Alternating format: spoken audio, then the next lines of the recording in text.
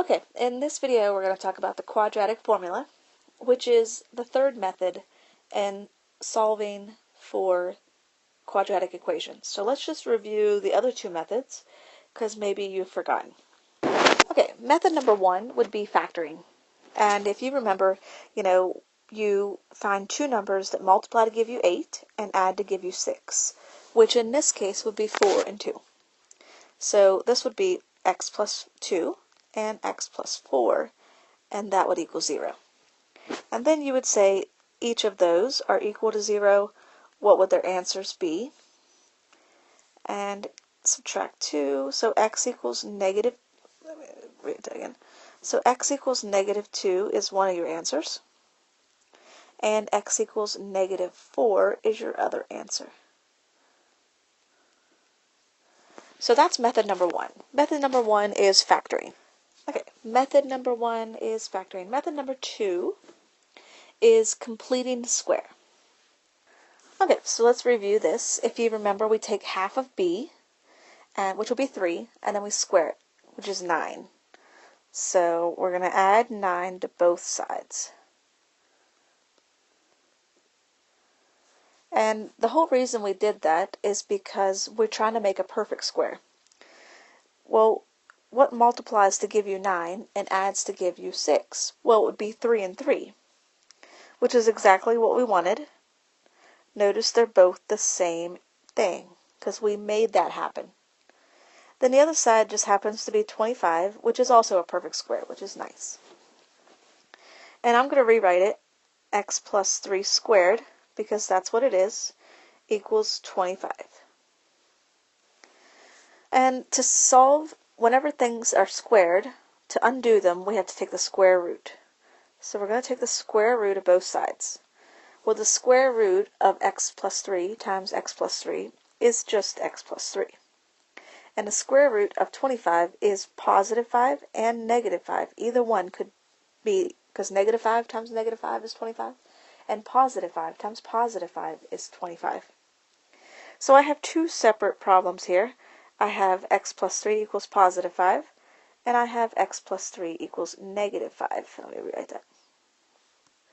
And I'm just going to do the same work on both sides. I'm going to subtract 3 from everywhere. And I get that x is 2 is one of my solutions. And I get that x is negative 8 is another solution. So now we've reviewed the other two methods.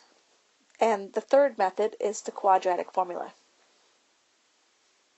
You would only want to use the quadratic formula if it wasn't easily factorable. Factoring is the easiest way to do it. If it's not easily factorable, or if you can look ahead and it's not going to work out well with completing the square, then you should do the quadratic formula. It works every time, and it gives you solutions, even messy solutions. So if it's going to be a messy problem, the quadratic formula is your best bet. Every good algebra student has the quadratic formula memorized, and you are expected to memorize it as well. It's negative b plus or minus the square root of b squared minus 4ac over 2a. And you literally are plugging it into the calculator and letting the calculator do the work. As long as you enter it correctly, it will do it correctly. So we'll go over that. So let's just do an example and see how it goes. Alright, so let's make something really clear. It has to be in this format. Ax squared plus bx plus c equals 0. If it is not in that format, you have to change it to be in that format before you go any further. Now, got it b is in that format, so we're going to go ahead and use b as our example.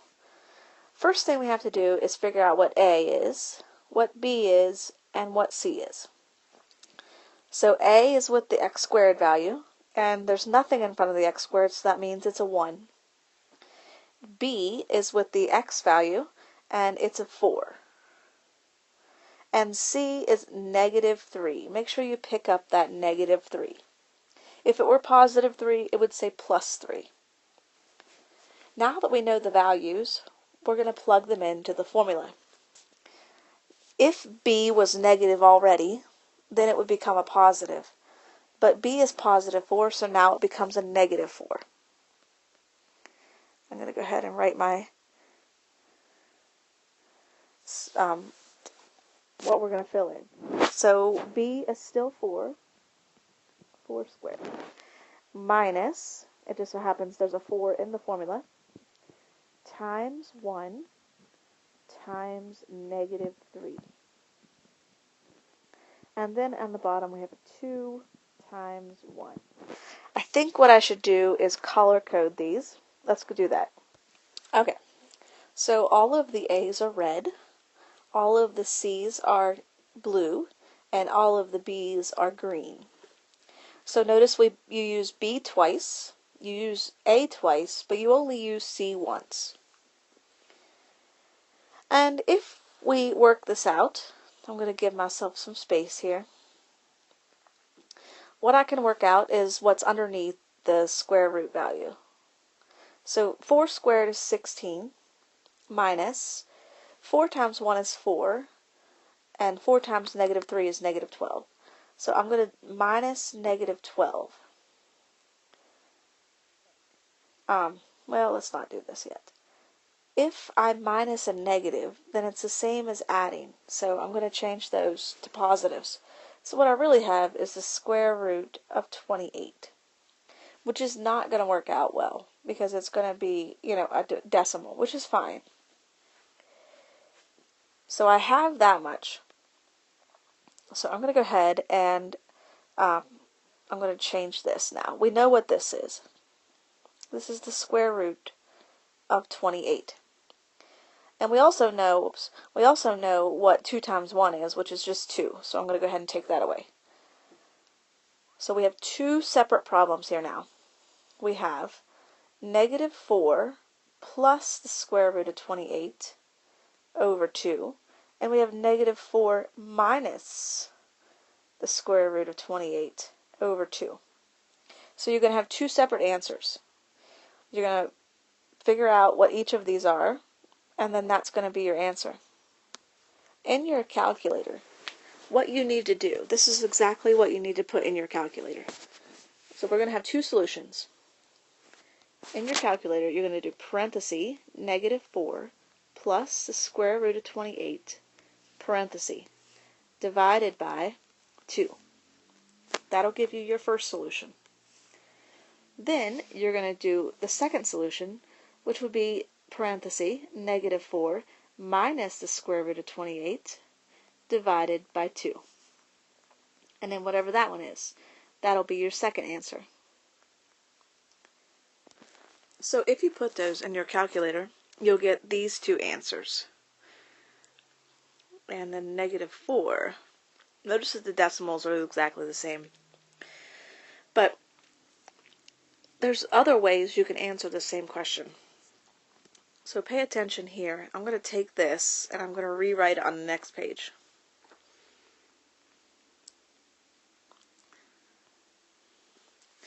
The first thing that you need to notice is that I can rewrite this, and everything's being divided by 2, right? Everything here is being divided by 2, so I can write it like this, and that will be the same thing. And it simplifies a little bit better that way. Negative 4 divided by 2 is just negative 2. So it's already getting a little bit more simplified. But even more than that, you have already once this year, hopefully by now, learned how to do the radicals, simplify the radicals. So let's just review that. If I simplify the radical square root of 28, that would break down to 4 times 7. And then 4 would break down to 2 and 2. So this would be 2 times 2 times 7.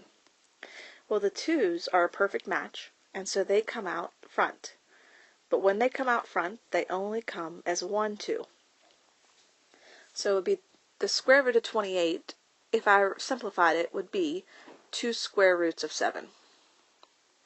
So let's write it like that instead. So instead of the square root of 28, let's write 2 square roots of 7. And then notice now I can even simplify this more because these 2's can cancel each other. This would be like 2 over 2, which is 1. So they're going to go away. So what you really get is negative 2 plus the square root of 7. And if I did the same thing over here, the only thing that would change is that I would get negative 2 minus the square root of 7. And so let's go ahead and let's just make sure that we agree, and let's put this in our calculator. So in your calculator, put negative 2 plus the square root of 7, and sure enough, you're going to get the exact same answer. Because it is the same answer, it's just written more simplified. And then if we take negative 2 minus the square root of 7, hold on, my computer just malfunctioned, or my calculator, it would be the negative 4.64,575,1311. And you don't need to write all those digits, but just know that both of these answers are fine. So in conclusion, x squared plus 4x minus 3 equals 0. The two solutions are x equals 0.64575, and negative 4.6475. Or also, you could say the same thing, a little bit simpler written, which is negative 2 plus or minus the square root of 7. And all of these say the same thing. Normally, in math, they leave it like this. They simplify the radical and they leave it just like that, which is what we're going to do, and we're going to practice that. And it does take practice because there's a lot of steps. So what you're going to practice is on the next page, and let's just do number 7 together. I don't know what the answer is going to be, but we'll figure it out. So I'm going to write that on another page. D squared plus 3d minus 7 equals, I'm going to use x squared plus 3x minus 7 equals 0. So the first thing I'm going to do is label my A, B, and C. And A is 1, B is 3, and C is negative 7. Now I have the formula memorized, so it's negative b plus or minus the square root, let me fix this, of b squared minus 4ac over 2a. So piece by piece, let's go ahead and fill in what we know. So A is 1, and B is 3,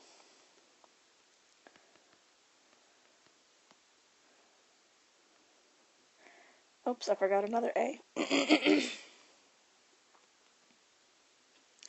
And C is negative 7. Alright, so we have all of our numbers in there. So let's go ahead, and I like to simplify the discriminant first, which is underneath the radical. So 3 squared is 9, and then 4 times 1 is 4, and 4 times 27 is negative 28.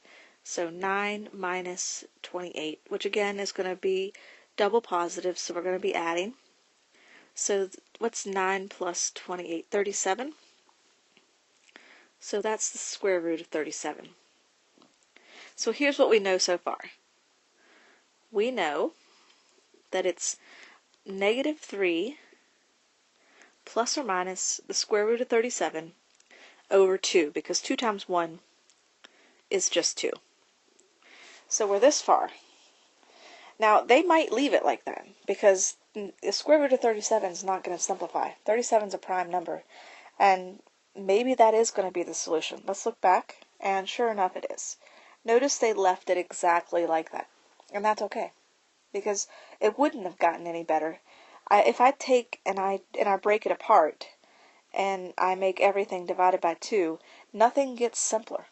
3 divided by 2 is going to be a fraction or decimal, And the square root of 37 is not going to get any better than that, so it's fine that they left it like that.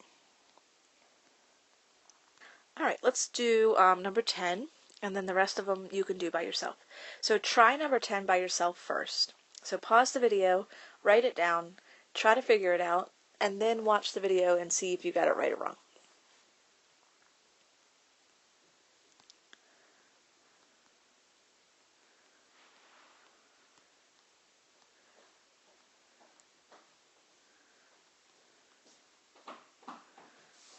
So A, B, and C. So A is 3, B is 5, and C is 1. So I'm going to write the formula again. Try to memorize it. Negative B plus or minus the square root of B squared minus 4AC over 2A. I'm going to go through and I'm going to replace all my A's with 3's.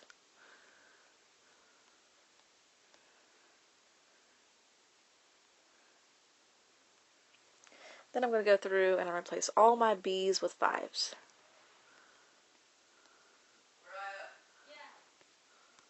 And all my C's with 1's, which isn't going to change anything. Okay, so we're going to go ahead and do the radical first.